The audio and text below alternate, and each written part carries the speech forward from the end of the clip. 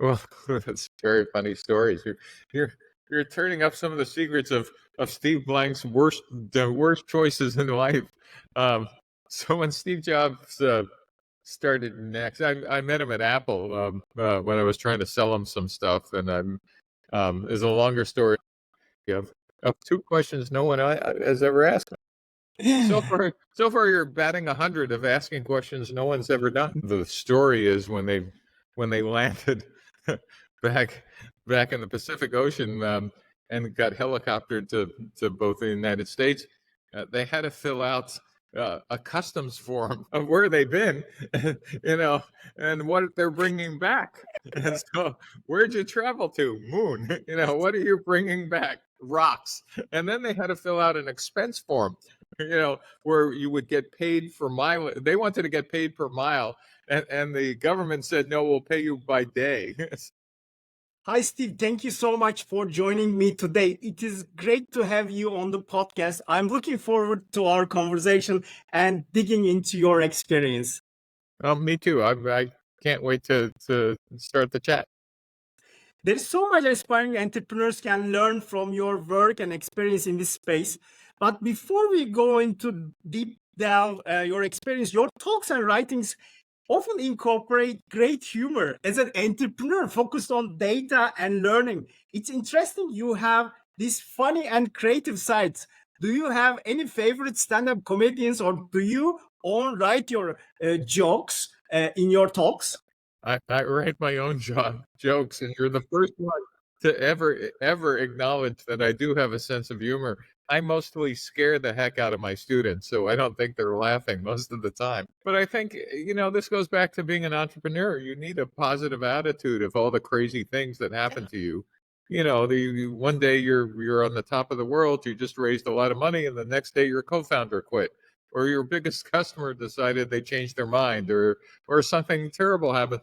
And if you don't have this ability to bounce back, this tenacity, you'll get depressed and you'll stay in bed all day.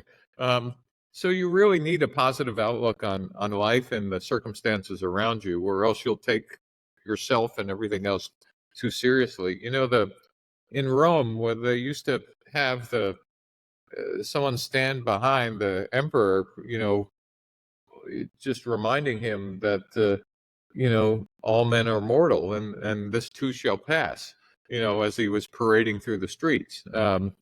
So that's what I suggest to entrepreneurs is, keep a positive attitude, or because things will be great one day and they'll be bad another, and you will just keep moving forward. So that's the answer to why I have a sense of humor, is to get you through.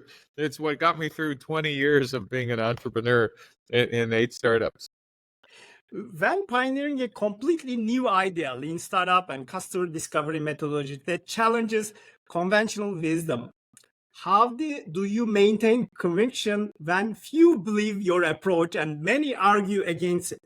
In those lonely situations where you lack validation, how do you determine whether to proceed ahead alone or accept that an idea may be fatally flawed?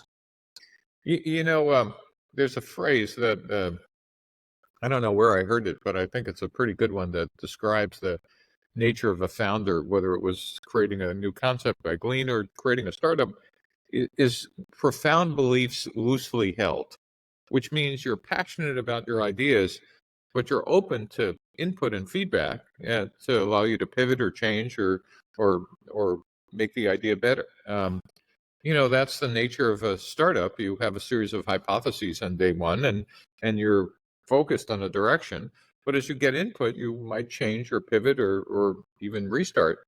The same was true when we created the Lean Startup Method, and we created in the US, the National Science Foundation Innovation Corps, or a program called Hacking for Defense, or at Stanford, the Gordian Knot Center for National Security Innovation.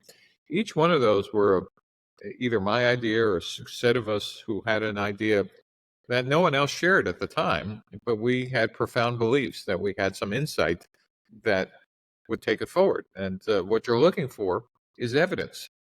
The evidence in the case of a startup is, can you attract people? Can you attract money? And more importantly, can you attract early customers when all you have are a set of slides or an a wireframe or something else.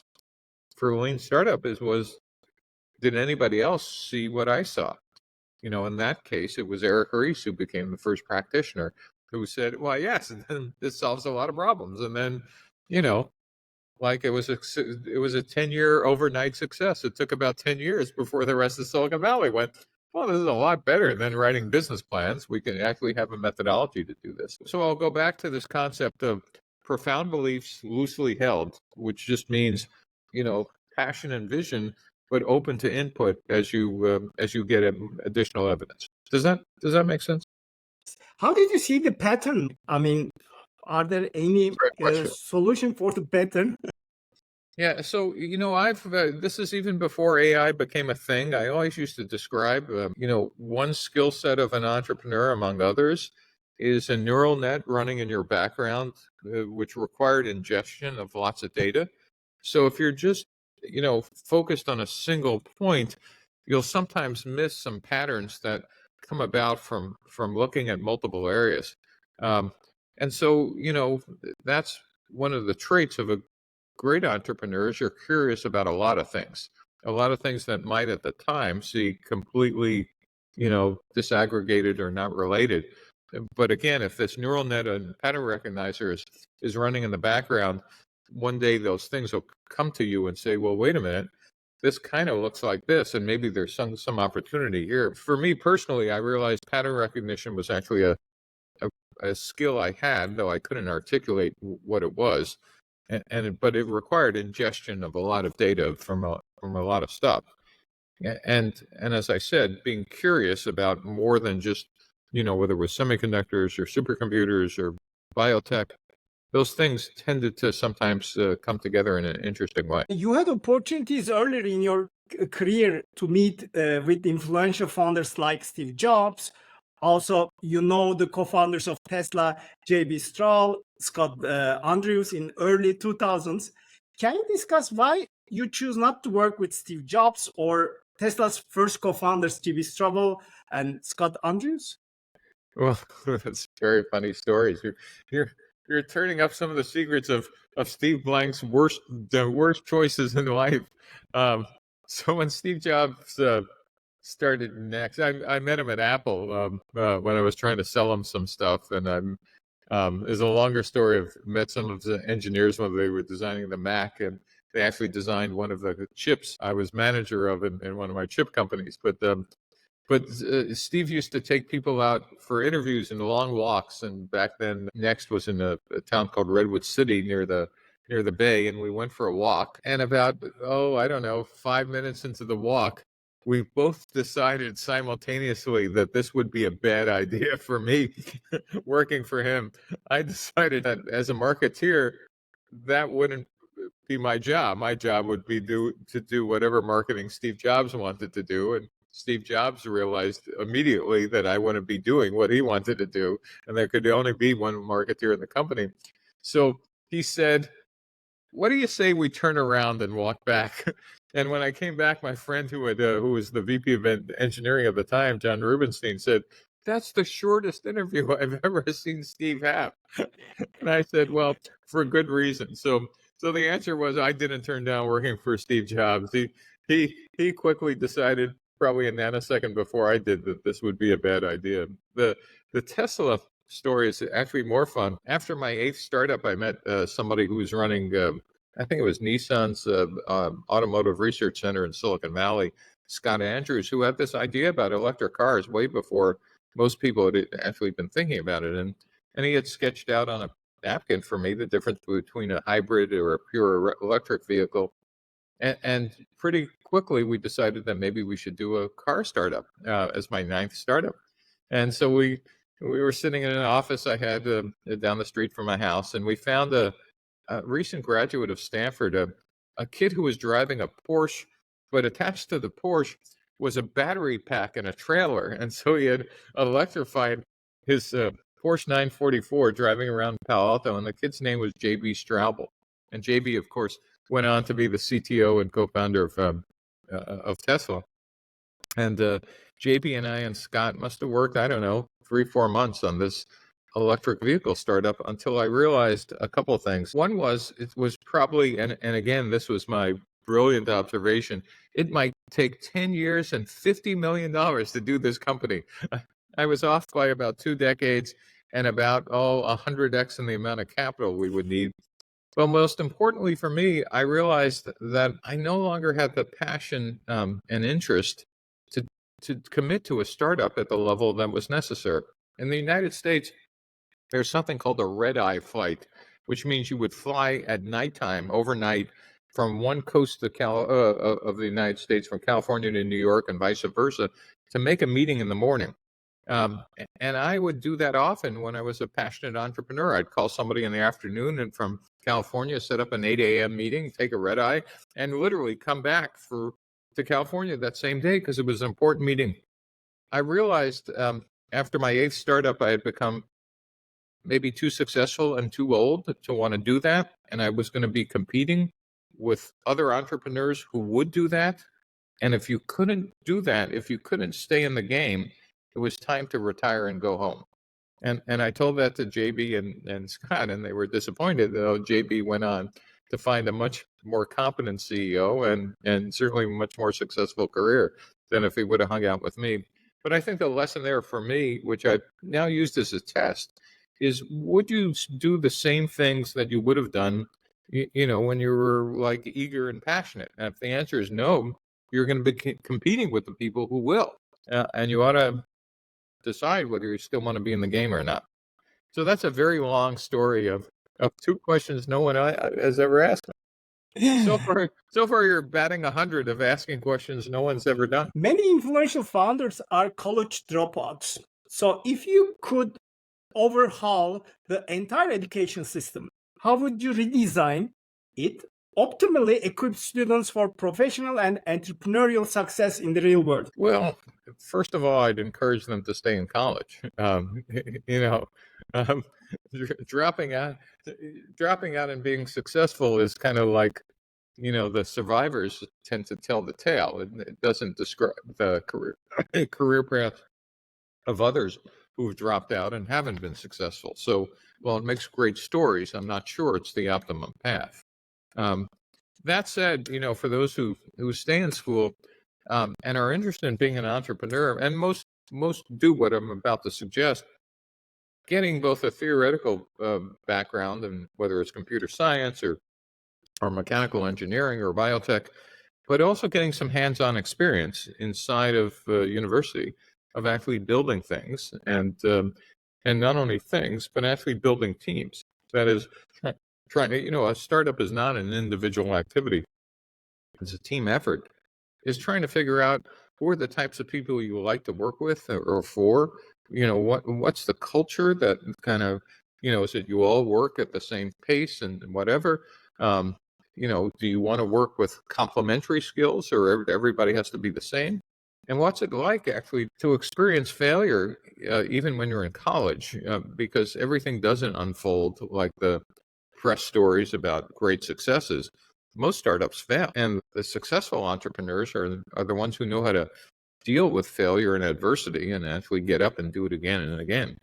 Learning that while you're still in school is probably some of the best experience you could get. But I wouldn't just overemphasize the technology part. I would emphasize the other part, the team building part, the hands-on part, learning how to talk to customers part, etc. Does that make sense? Yes. You also resemble the entrepreneurs as artists, and teaching entrepreneurship is also should be in the early years of education. Should you explain it? Yeah, it's one of the things I observed early on when I stopped actually being an entrepreneur and then started teaching entrepreneurship was a couple of my friends, who knew me as an entrepreneur would laugh. They said, "Steve, you can't teach entrepreneurship, like you got to be born an entrepreneur." And I was kind of confused because I was teaching entrepreneurship, but I didn't really they were right. I really didn't have a theory about why was it that I thought you could teach, this endeavor to others. And so I started looking at what were some parallels to what I really believed was an art and a craft, rather than, that is, being a founder and we're talking about being a founder or a part of a founding team, it's not like it is not like being an accountant, right? It's, where there's a set of rules and day-to-day things, you know what to do, etc. Entrepreneurship and founders are closer to artists, as you said. And what I meant by that, artists see things that other people don't. Musicians hear things, and composers hear things that, other people don't. Authors can envision a novel, and, it's basically, for all of them, the art of creation of that art is simply getting out that passion and writing it down and putting it in place. Or a painter is exactly that. In fact, the best story is when someone went to Michelangelo's studio in the 1500s and they saw a 12-foot block of marble, and they said, "What's that?"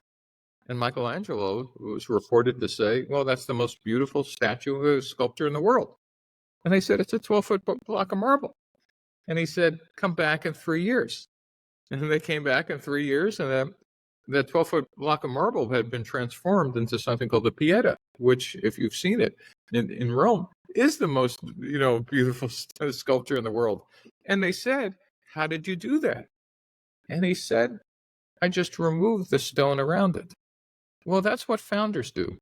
They remove the stone around their vision, removing all these obstacles they see at a time. And so if you think about how do artists get trained, I started thinking about what did we learn how to train artists?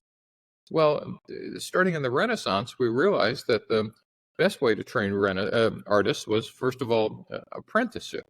That is, you would sit at the feet of a master and you would start to do things, right? Yes, you would learn some theory, but you would actually get hands-on in practice. But in the 19th century, we also learned that in addition to apprenticeship, we could teach art to the earliest possible ages to children in kindergarten or when they were 5 or 6, they would teach, finger painting, and then they would teach storytelling, and then they would teach, how to make sculptures out of clay and whatever, such that we didn't expect all those young students to actually become artists. Some of them would realize, "Oh my gosh, I have a passion for this. This could be a career." But the others would appreciate how hard it was to actually make something of value. That analogy, I think, applies to entrepreneurship. Number one is we should be teaching children at the earliest age that it's possible to create something of value in business. That, whether it's a candy stand, a lemonade stand, selling something, or a small business, etc. But even if they don't succeed, they will appreciate how difficult it is to do that. And we should be creating classes that both have early stage entrepreneurial education as well as apprenticeships. Does that make sense? It's a long story about entrepreneurship and training founders, or like training artists. How about companies? The Apollo moon landing exemplified the cultural clash between the Horizon 3 innovation and Horizon 1 bureaucracy. And as an expert on corporate innovation, what lessons should large companies draw from this history to avoid stifling their disruptive projects and effectively integrate them into established systems? There is a great story, I think, at the Apollo moon landing, the example. Yeah, so, the Apollo moon landing was certainly a disruptive set of activities. And the story is when they landed back in the Pacific Ocean, and got helicoptered to both the United States, they had to fill out a customs form of where they've been, and what they're bringing back. And so, where'd you travel to? Moon. What are you bringing back? Rocks. And then they had to fill out an expense form, where you would get paid for mile. They wanted to get paid per mile.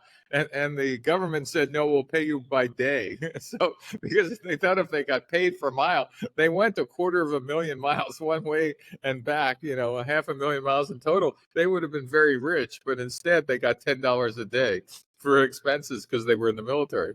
But back to your question, what's really interesting is companies are just, organizational constructs to focus on repeatable process. So in the beginning, every large company was a startup searching for a business model. That is the distinction between a startup and a large company, is the large companies get large by executing known business models. It's a fancy term for a business model is who are my customers, what pricing, what's the right distribution channel, what's the right supply chain, etc.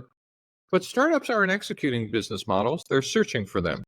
This distinction between search and execution had never been articulated before we started talking about the lean startup.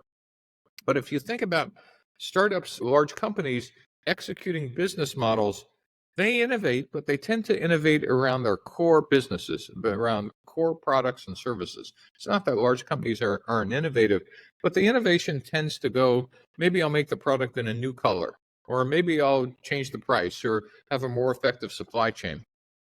And good companies do this all the time. Better companies actually figure out that maybe I could take the same products or services and maybe sell it to a different channel or a different customer set. Or maybe even more sophisticated, I could use my manufacturing capacity to build something else. But I have these great factories. I could maybe build, additional things out of that same factory. But that's not disruption. Disruption is actually thinking about new categories that never existed before or new combinations of products.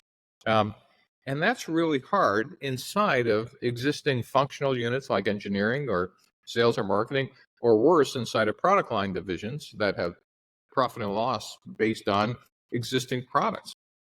And smart companies have figured out that, and this started with Clayton Christensen when he wrote not only The Innovator's Dilemma, The Innovator's Solution, is that you really need to keep disruptive organizations at first outside of the mainstream of the organization, because those people operate not only with different ideas, but different culture, different speed, and more importantly, different approaches to risk.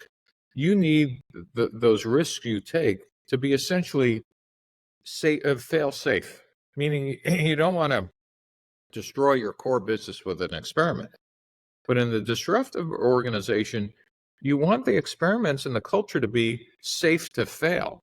That is, you want to be able to say, well, that didn't work and we didn't damage a business. And the best example of this is SpaceX. SpaceX today is launching rockets on an operational cadence from 3 launch pads about every 3.5 days. Over 100 rockets a year will go up this year. And so that is operational excellence. They do not run experiments, at least on a big scale, on those rockets. That Falcon 9, there is a crew that knows how to wheel it out, plug it in, launch it, check it out, etc. But there's another group in Texas that's building something incredibly disruptive at SpaceX called Starship. And Starship has basically exploded 3 times, each time getting better and further into space. And each time they're learning massive things. That is not operational cadence. That is, in fact, a disruptive organization learning by experimentation rapidly, about 10x more rapid than a traditional NASA program to make a moon rocket. Well, what's really interesting is those are not disconnected programs. The Falcon 9 people are teaching the Starship people, hey, we wish we would have put the access panel over here. And the Starship people are teaching the Falcon 9 people, those engine chamber pressures, you could probably crank them up another 2% and you'd get another couple 100 pounds or 1,000 pounds of payload without really screwing up the rocket. So they do interact. And most important lesson for corporations, that disruptive thing going on in Texas, that Starship, that's eventually going to be the company's core product. Right now, it's on the edge. Innovation always occurs on the edge for disruptive innovation. And when it succeeds, it moves into the core and eventually replaces and becomes the next generation product line. CEOs who can manage sustaining and disruptive innovation simultaneously, it's a real art. And most companies kind of either fail to do that and their product life cycle and company life cycle, goes like this, or they kind of do acquisitions of, well, we're not creative enough to do it inside. So why don't we buy a division or an innovative and disruptive company? Not a bad idea, but that integration of the two is really difficult. Or we could acquire people or intellectual property, etc. So The answer to your very long answer to a short question is companies have a kind of a life cycle. When you're in the middle of one, you think corporations last forever. Most corporations, at least nowadays, maybe last 15 to 20 years. The outliers maybe last 50.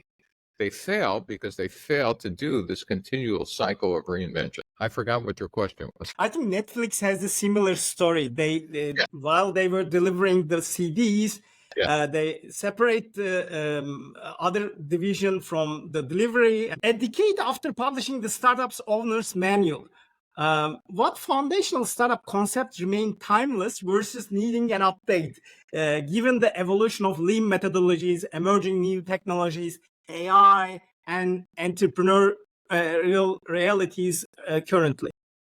I think some of the biggest ones are the ones. Let me start with, I thought this was going to be a fad, meaning, lean would be, one of the 55 things that, come and go, and there was Six Sigma, and there was, whatever it was. But it turns out a couple of the ideas are foundational. Number one, as I mentioned one of them, this distinction between what companies do and what startups do. Companies, execute their own business models, startups search for them. And that's actually an insight that says, well, why do we have different tools for early stage ventures?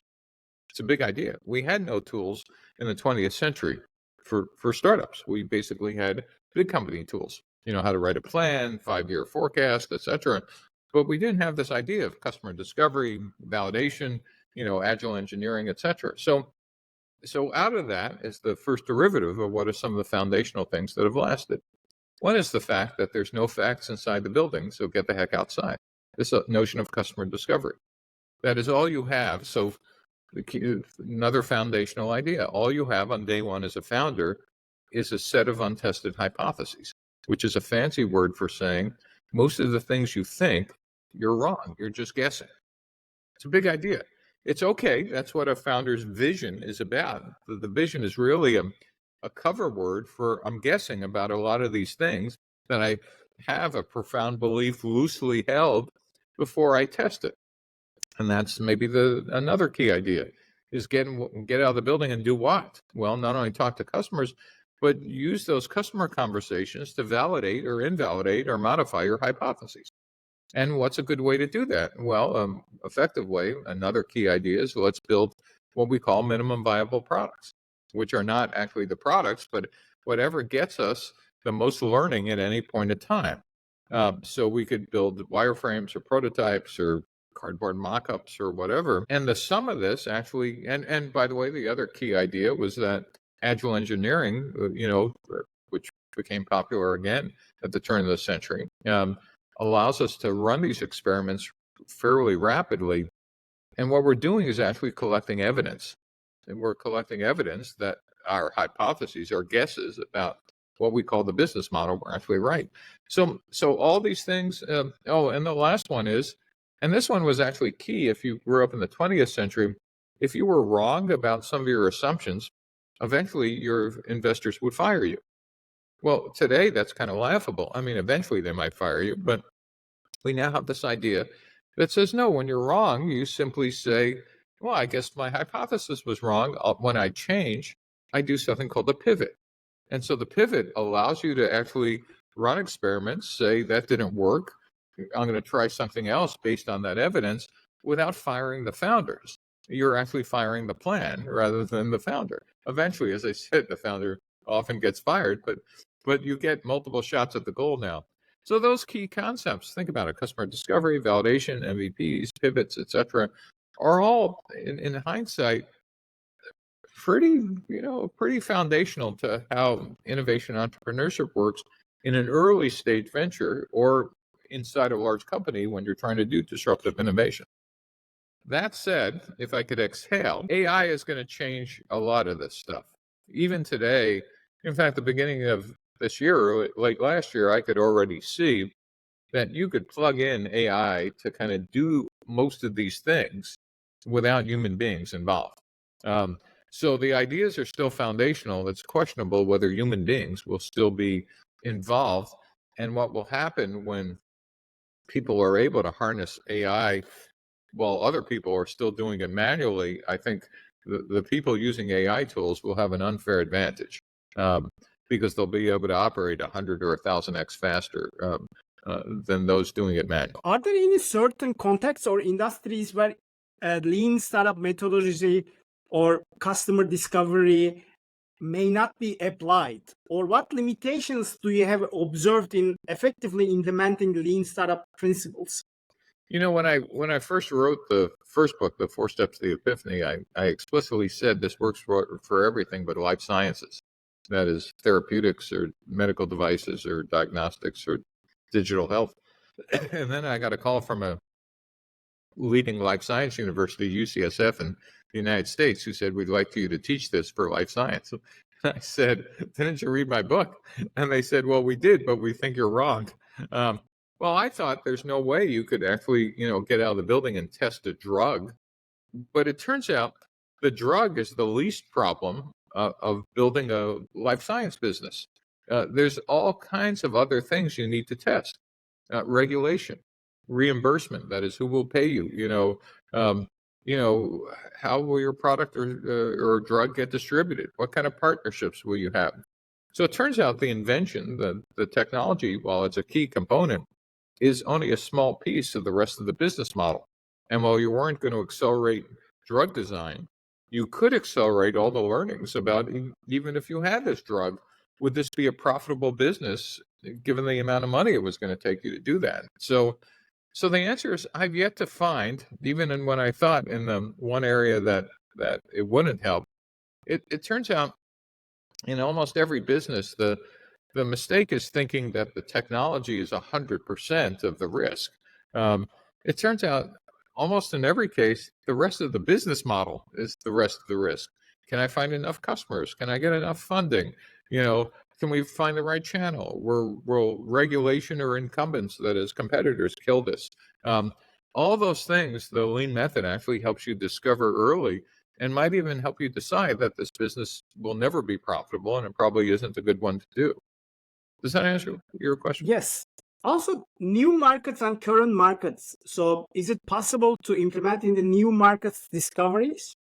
Yeah, so that was one of the things that got me really kind of hung up when I first started thinking about the lean model. It works pretty well when you're entering an existing market. You could go outside and ask customers, what do you think of this new thing? We're in this market, and people would go, "Oh yeah, we'd like it cheaper or better or faster, or does your thing, does it come in blue?"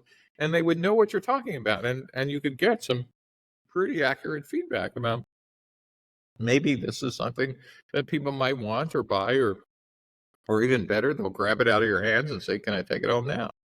But what happens when you're doing something completely disruptive that's never existed before? As Steve Jobs used to say, is if I asked people what they, if Henry Ford used to ask people what they want, they would have said a horse with 6 legs. It turns out that, the answer is not don't talk to people and just come up with an idea. The answer is customer discovery needs to take on a different form. You need to understand the day in the life of a customer. So let's go back to Henry Ford, who was the first mass market automobile manufacturer. Instead of asking people, do they want a car? He would have asked is like, how far do you travel? What would life be if you could travel 10 times further in half the time? All of a sudden, if he would have understood the day in the life of a potential customer before a car and what the life would have been after the car, you actually could have done customer discovery for a new market without having people tell you, "I want a horse with 6 legs." They would have described the problem. And so in a new market, you truly need to get out and understand not about product features, because no one will know what you're talking about, but about their day in the life, about the problem that they have today, whether they know they have a problem or not. Does that make sense? So the customer discovery questions you ask are very different, but still valid. And what was really interesting, the other part about discovery is different, is learning that the sales cycle is different. If you're in an existing market and I'm on your board of directors, I want to see a sales curve that looks like this. That is, if you're right, you're taking market share from incumbents because you have a better something. Well, the problem is most startups and investors assume for all startups, that's what the sales curve would look like. But for disruptive products, the sales curve is actually the historic hockey stick, with maybe a little blip from crazy people will buy one of your product to try it out. But adoption in the mainstream doesn't really happen till years later. And it's this hockey stick that if you don't have investors who understand that you're going to have a number of years of living in the desert before adoption happens, you make the mistake of hiring sales, marketing exactly like you are in an existing market and end up spending all your marketing and sales dollars here when you should have been saving it for the adoption curve. Make sense? Yes. Back to AI question. So as AI automates parts of the lean startup methods like MVP creation, rapid testing, how can founders retain the human-centered creativity and customer focus so core to your philosophy? And will AI, back to the question, amplify the benefits of iteratively learning from customers or potentially undermine them? Absolutely. I think it's going to be a really interesting world. And the question is, where does the human being get inserted in that iteration loop? The question is it going to be a force multiplier? I'm old enough to remember when there was no Photoshop or any paint programs or even page layout programs. And when those first came out, everybody decided they could fire their graphics artists and they could be their own graphics artists. And people were able to make the world's worst art or the world's worst newsletters and layouts or web pages, realizing that while you had the tool, it didn't make you the creative person. So there is one model that says AI is an adjunct, but it really still needs to be in the hands of a creative founder. That is one model of belief. There's another model that says, well, that might be true for some corner cases, but AI will become good enough to actually auto-generate new products and take, if there's sufficient data. So for example, the first place I would go with AI for startups is where can I get the most detailed data set? So for example, for e-commerce, I could find out everything about you or prospective customers down to your name, the number of kids you have, where they go to school, etc. Right? You could buy that data. Well, you could imagine an AI pipeline that just simply runs A/B tests, creates its own websites, even populates it with products, etc. What happens in markets where I have insufficient data? Well, that's in fact maybe where the entrepreneur is now getting involved and hands-on. But you could imagine vertical markets like healthcare, where if I'm in the UK, the National Health Service and other countries have incredible data about individuals' health outcomes.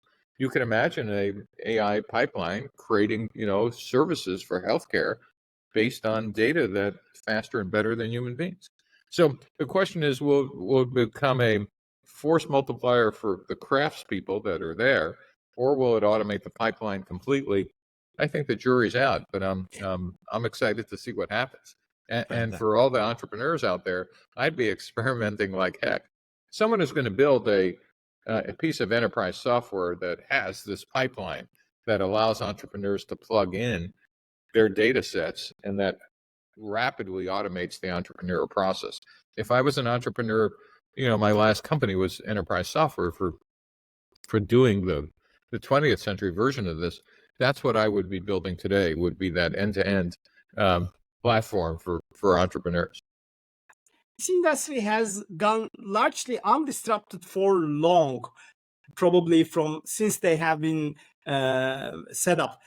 Where are the biggest opportunities for the venture capital funds to finance, embrace the lean startup thinking, from refining their investment thesis through rapid testing and anticipating the trends via customer discovery? Well, VC is a hits-based business, right? It's it's also a giant Ponzi scheme, meaning where it's kind of like musical chairs. But VCs are already starting to use analytical tools to make some bets.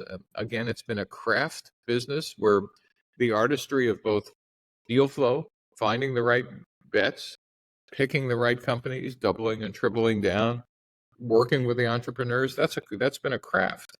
And probably a good chunk of it will still remain a craft because for now, It's still a people-to-people business, but picking some of those are I think, going to be automated as well. Um, the bad news for founders, you don't realize that, again, while you see one VC, they have a portfolio of companies. They barely remember your name until you found product market fit, and then they start paying attention. But also, it's a game. I mean, while your interest might be building a product that changes the world, that's not their business model. It's a big idea. Well, they might like you personally, and some of them actually do like their founders. They don't really care at the end of the day. Their business model is to get the greatest return out of a portfolio of companies. And so they're making financial decisions while you might be making, here's, how I want to change the world decisions. And early on, your interests are aligned, but often your interests become unaligned, where the VC wants to optimize the outcome and you want to, be around for the next 20 years. So that's something else I remind founders is that your interest and your investors' interest are sometimes not the same. If your only goal is to, change the world, not understanding their only goal is to optimize their return on the investment in your company. So is it the dark side? Are there any dark side? Having been in Silicon Valley for many years, you have seen the behind the curtain of tech industry hype and also startup work. In your opinion, what is the untold part of the Silicon Valley, as you mentioned about the VC industry, rarely get discussed openly? Well, one of the things that the business press does terribly badly is they talk all about the CEO. For most companies, at least those who don't have dual use stock, the CEO is just works for the board. They could be hired and fired, in one board meeting. But you never hear about what goes on in the board. You don't even know how many people could name the CEO of Facebook? Okay. How many people could name the board members of Facebook? Yeah. How many people could name the CEO of Alphabet or Microsoft or OpenAI? How many people could name the board members of those companies? It's crickets. And so the secret is not understanding that, boards actually have immense power. Though in the last couple of decades, they've, at least for the most successful companies, they've abdicated their adult supervision role in exchange for not being thrown off the board and not being able to invest in the next round. So the dirty secret is that for a good number of unicorns, the board, there is no adult supervision or fiduciary responsibility from anybody. And that's not been healthy. It's been good for financial returns. I don't think it's been healthy for the culture of startups. I think they've become a lot more toxic. So, for example, social media, for me, I remind my students joining Facebook once we understood it's and other social media companies, it's like joining Purdue Pharma once you understood the bad effects of OxyContin and like how it was destroying people as a drug. Social media has become a destructive drug, yet there really isn't. People don't trash the company or the boards in the way they should.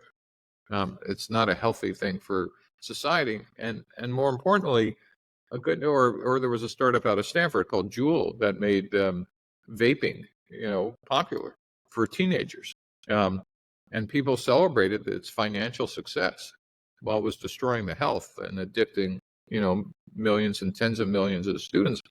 The people at Tiger Global should have been on the Interpol's 10 most wanted list, but in fact, because it was a great return to the investors, the Silicon Valley investors have and other investors have kind of lost any moral center of what they'll invest in. And I don't think that's been healthy in the 21st century. Startup accelerators have been very popular. Beyond seed funding, what core values do you structured programs provide founders today? And are they still as relevant given how much startup knowledge is now freely available online? I think that's a great point. I mean, when I was an entrepreneur, the amount of knowledge you could gather was limited by your coffee bandwidth, meaning could you have coffee and to your proximity physically to Silicon Valley and more importantly, Sand Hill Road. Would anybody have coffee with you that had some pattern recognition about, how do you build a startup, etc. Where in fact, most people, like I did, were inventing it by yourself with maybe a couple of comments from others. Your point about entrepreneurship is everywhere, and entrepreneurship is available. Advice is available everywhere. It's just a 21st century phenomenon, which is wonderful. The thing that's missing, and I'll go back to the conversation we had earlier about founders are closer to artists. Imagine trying to learn how to paint or compose music if all you were doing was reading about it in a book, right? Now I've just made the case for some hands-on in an accelerator and incubator. You actually want to get to practice, not just read theory. That is, to me, a full, education for a founder would be both theory and practice. Again, just like an artist. If you think you can learn how to paint by reading, then congratulations, you read all you want on the web and go do a startup.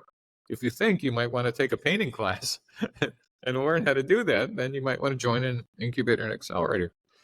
The thing where the analogy breaks down is the other thing for great incubators and accelerators is the network that you will encounter of people, core potential employees, co-founders, customers, funders, etc. That's invaluable. And I would rate the incubator and accelerator not only on practical hands-on experience. Do they give you coaching? Did they, allow you to try things? But how big and how effective is their network? You retired decades ago. I mean, after an already very successful entrepreneur career, what you continue teaching, writing, advising startups, rather than relaxing? What motivates you to keep working so tirelessly rather than play golf or take it easy? Well, I think this is taking it easy. Being retired means, following your passion to wherever you want. While the students see, a class, I see a whole new set of things I learn every quarter.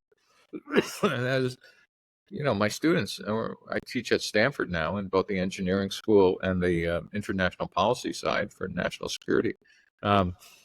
Teaching me things every day. So if you like to do continual learning rather than stop learning, I mean, some people retire and it's just fine and they work in their garden or, as you say, play golf or go sailing, and there's nothing wrong with that. But for me, retirement was doing what I wanted, which was continual learning. Or I just kind of think that the neurons are going to start dying and I need to replace them at a never increasing rate. And also, I always have a couple new ideas of, what if or how come or whatever. And the world isn't static. So science advances, technology advances, politics, has become, as you know, in Europe, Ukraine and Russia and the United States with China. I mean, there are always things going on. And the question is, do you want to be engaged or you want to just retire? As I said, this to me is the best retirement I could imagine. Are you writing the next book based on your blog posts? I mean, will it be about history of Silicon Valley? I think I'm done writing books, though. I've said that a couple of times. Right now I teach. I'm an advisor to some parts of the U.S. government on innovation. You think corporate innovation is hard? Innovation inside of government agencies, whether it's the United States or Turkey or anywhere else in the world, is probably 100x harder than corporate innovation, which is 100x harder than startup innovation. The things we did for startups and the tools we built look like toys compared to what you need to do in government agencies. Not because people are dumber or whatever, but there are a lot more processes and restrictions. Think about it. In a startup, you could do anything. I mean anything. In a company, you could do anything your general counsel, lawyer, tells you can't do, or can do. But in a government agency, you can only do the things that you're authorized by law. And so there's a decreasing freedom of motion, freedom of activity as you go from startup to corporation to government agency. And learning how to operate in those environments, I think, are some of the toughest problems.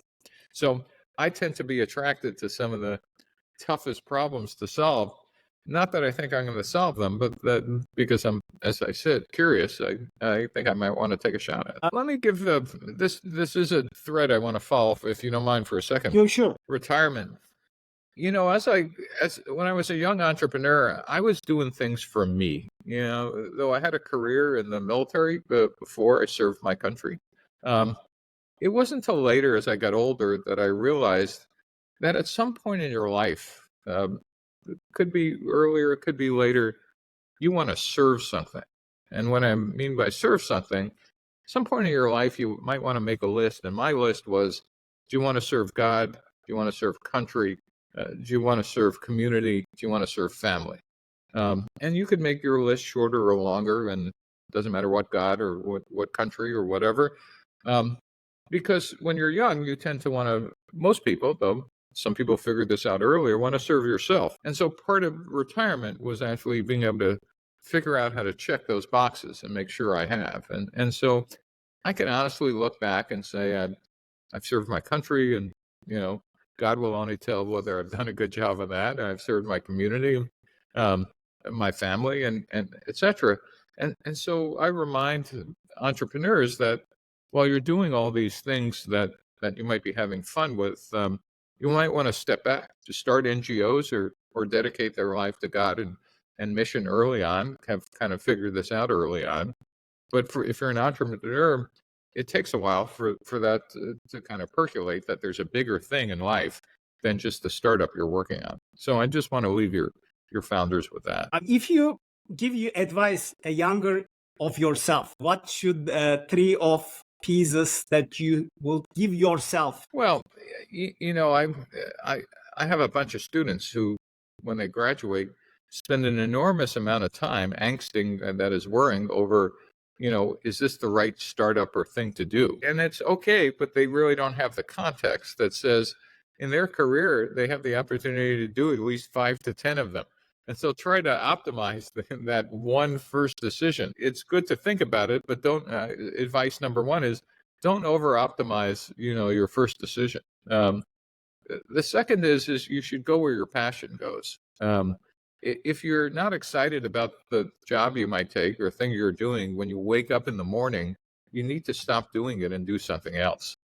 If it's just a job, entrepreneurship, let me be clear, being a founder, that's not a job, that's a calling. If you're not called to that, as literally, I can't imagine doing anything else but this, then you've made the wrong choices. You're doing it. And the reason why it has to be a calling is it's the world's most miserable job. It is terrible as a job, but as a calling, it's the world's best adventure. And if you don't understand the difference, then you also have taken a job. But if you can't imagine, like just being immersed in this, then you're going to have a great time. And probably the last thing is, don't take yourself too seriously. If your biggest thing is to be on the cover of a blog or a conference or whatever, then you've lost sight of what's important. What's important is making things that people want to grab out of your hands, or people will use, or you're proud to show your mother and father, or that you've done, or your kids, and that you could look back and say, I've created something or made a change, whether it was something physical or something social or something else. As I said, eventually that ties back into the mission of, how do you want to live your life? What do you want to serve? And eventually you're going to come around to, you need to serve something other than yourself, God, country, community and family. That would be my advice. Steve, this has been, extremely valuable, and I really appreciate you taking the time to share your knowledge with us today. Thank you very much. Well, thank you. And you're reaching a whole set of entrepreneurs worldwide and just giving them great information to be more successful. So thank you.